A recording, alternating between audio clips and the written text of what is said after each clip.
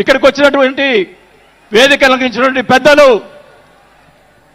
మంత్రివర్యులు మనోహర్ గారికి, అలాగే దుర్గేష్ గారికి, పెద్దలు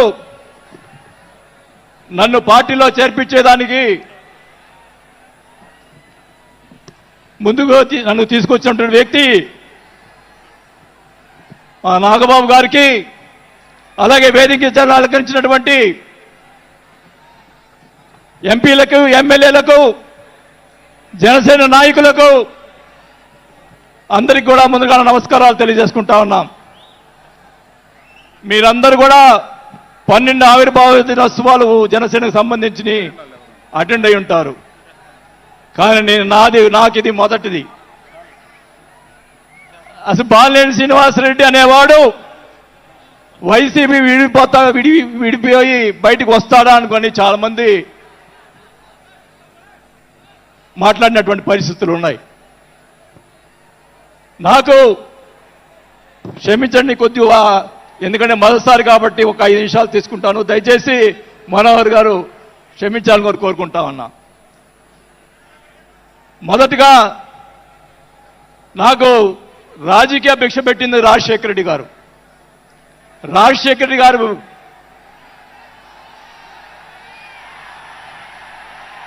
చెప్తాను, వినండి వినండి వినండి. నాకు రాజశేఖర రెడ్డి గారైనా ఎన్టీ రామారావు అయినా నాకు ఇష్టం. మీరు దయచేసి వినాలా. నేను నిజాలు చెప్తాను, పిఠాపురం సాక్షిగా అన్ని నిజాలే చెప్తాను.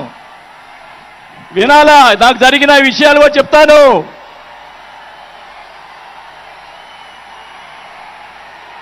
ఆ తర్వాత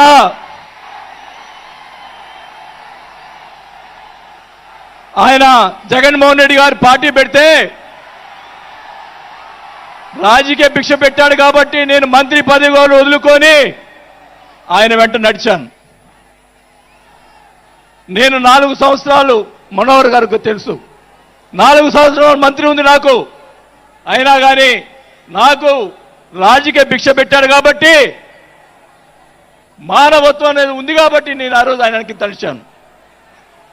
కానీ ఏం జరిగింది, నాకు మంత్రి వదిలిపెడితే మంత్రి ఇచ్చి మంత్రి తీసేశాడు.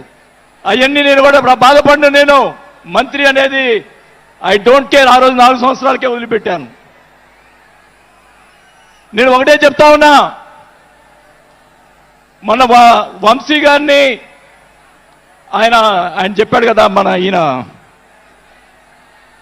సినిమా యాక్టర్, ఆయన పేరేంటి, పోసాని మురళి గారు, వాళ్ళని అరెస్ట్ చేస్తే ఈయన పోయి జగన్మోహన్ రెడ్డి గారు పోయి వాళ్ళని పరామర్శిస్తాడు. నేను ఒకటే చెప్తా ఉన్నా, రఘురామకృష్ణరాజు గారిని నిన్ను ఏదో మాట్లాడితే ఆయన లోపల పెట్టించి, కుదగొట్టించి, కాలు చేతులు ఎర్రగొట్టించి లోపల పెట్టించావే. 17 సంవత్సరాలు ముఖ్యమంత్రిగా చేసినటువంటి చంద్రబాబు నాయుడు గారి కుటుంబాన్ని, భార్య గురించి మాట్లాడితే వాళ్ళకి బాధ కలగదా అని అడుగుతా ఉన్నా. ఆ రోజే నేను ఖండించాను, నేను అసెంబ్లీలో ఆ రోజే. అలాగే మన నాయకుడు పవన్ కళ్యాణ్ గారు, ఆయన గురించి మాట్లాడావు పోసాని మురళీకృష్ణ గారు. ఆయన కళ్ళైన చేస్తుంటే లక్షలాది మంది జన సైనికులు నీకు తుప్పు తుప్పుగా రాలగొట్టేవాళ్ళు. ఆయన మౌనం వహించారు.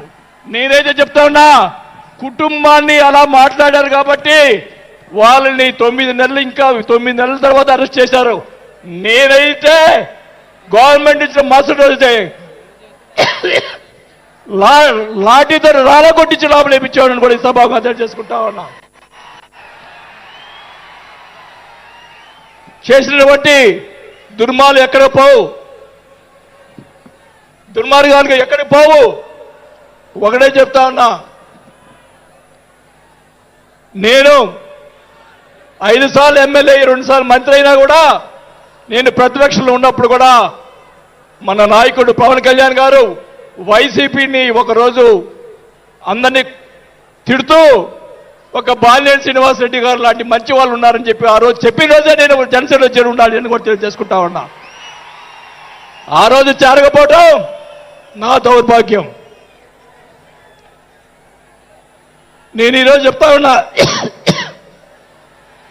స్పీచ్ 9 నెలలు అయిపోయిందమ్మా ఇవ్వటం, అందువల్ల గొంతు ఇది అయిపోయింది. దయచేసి నేను మీ పిఠాపురం సాక్షి నిజాలే చెప్తా ఉన్నా.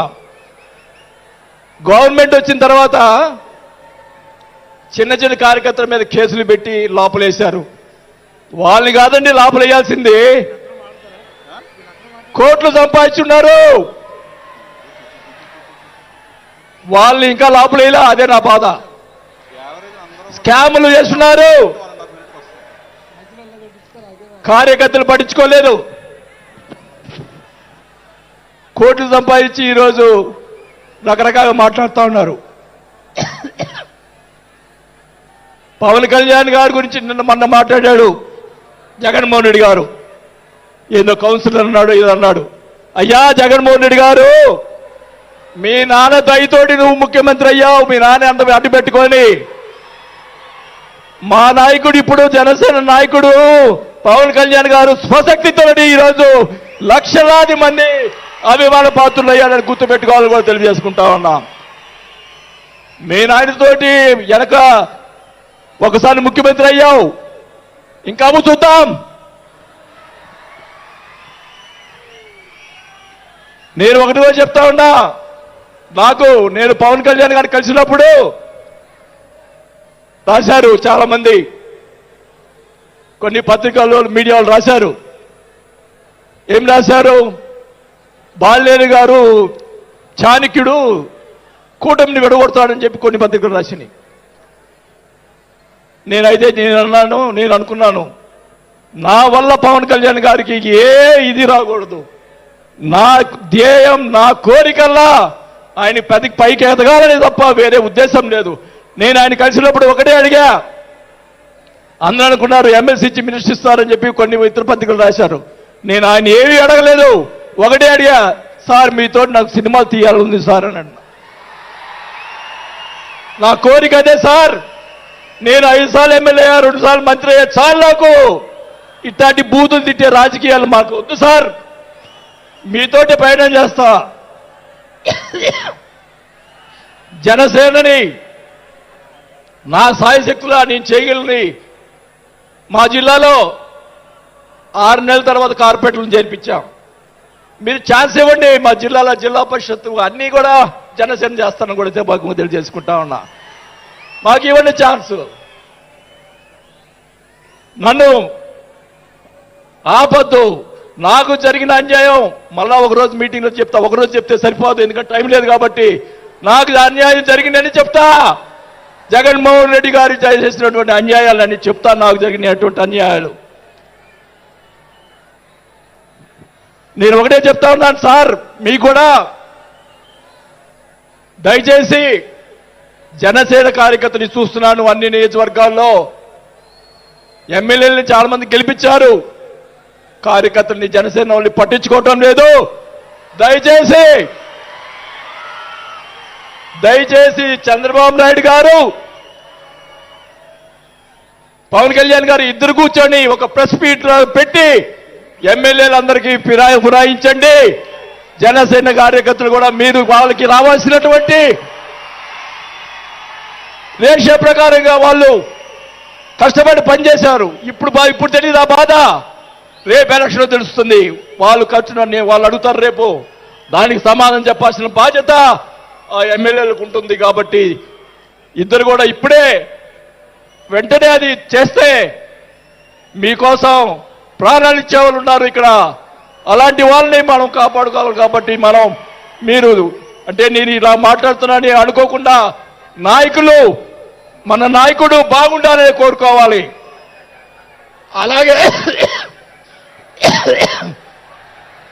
అలాగే మీరు కూడా జన సైనికులు కూడా మీరు కూడా మీ పక్కన వాళ్ళని మంచిగా చూడండి. మన పార్టీ పైకి తీసుకొచ్చేదానికి మన నాయకుడు ఇంకా ఎదిగేదాని కోసం ఇంకా కూడగొట్టుకోవాల్సిన బాధ్యత కూడా మీ మీద ఉందని కూడా ఈ సభాముఖంగా తెలియజేసుకుంటా ఉన్నాం. మన నాయకుడు మనల్ని కాపాడుతాడు.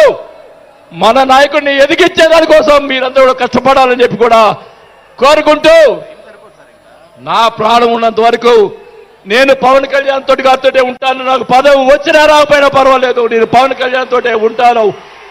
నేను రాజకీయంలో నాకు జరిగిన అన్యాయాలు ఒకటి కాదు రెండు కాదు, మా నాన్న ఇచ్చిన నేను ఈరోజు ఛాలెంజ్ చేస్తున్నా, పిఠాపురంలో అమ్మవారి సాక్షిగా మా నాన్న ఇచ్చిన ఆస్తిలోనే నేను సగం భాగం పైన నేను అమ్ముకున్నాను ఈ రోజు అని కూడా ఈ సభాముఖంగా తెలియజేసుకుంటా ఉన్నా. అయినా కానీ నేను లెక్క చేయను. నాకున్నటువంటి ఇది కూడా, నాకున్నటువంటి మా వియ్యంకుడికి నాకున్నటువంటి ఆస్తులు కూడా జగన్మోహన్ రెడ్డి గారు కాజేశాడని కూడా ఈ సభాముఖంగా తెలియజేసుకుంటా ఉన్నా. కాబట్టి అది త్వరగా మీరు చెప్తాను, అవన్నీ కూడా తెలియజేసుకుంటూ ఈరోజు మీరు నన్ను దయచేసి ఇప్పుడు ఈ మాట్లాడిన దానికి ఇంకా రేపు ఒకటే కౌంటర్లు వస్తాయి నాకు తెలుసు. ఛాలెంజ్ చేస్తున్నా, నేను ఇది కూడా ఛాలెంజ్ చేస్తున్నా. చంద్రబాబు నాయుడు గారు కూడా అడుగుతా ఉన్నా, మొత్తం మొన్న జరిగినట్టు ఉన్నటువంటి ఎమ్మెల్యేలు అందరి మీద ఎంక్వైరీ, నా మీద కూడా సహా ఎంక్వైరీ చేయండి. ఎవరు అన్యాయం చేశారో, ఎవరు తప్పులు చేశారో, ఎవరు కోట్లు సంపాదించారో మొత్తం బయట పెట్టాలని కూడా ఈ సభాగా తెలియజేసుకుంటా ఉన్నా.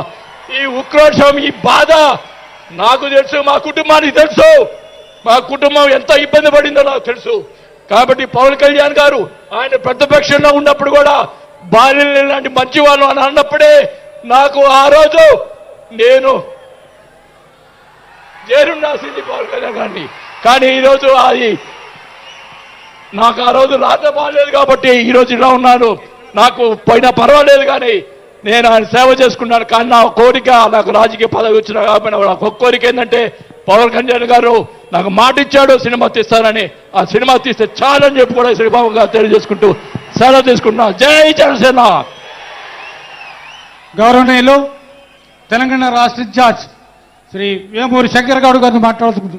దయచేసి తక్కువగా 1.5-2 నిమిషాలు అందరూ కూడా టైం దయచేసి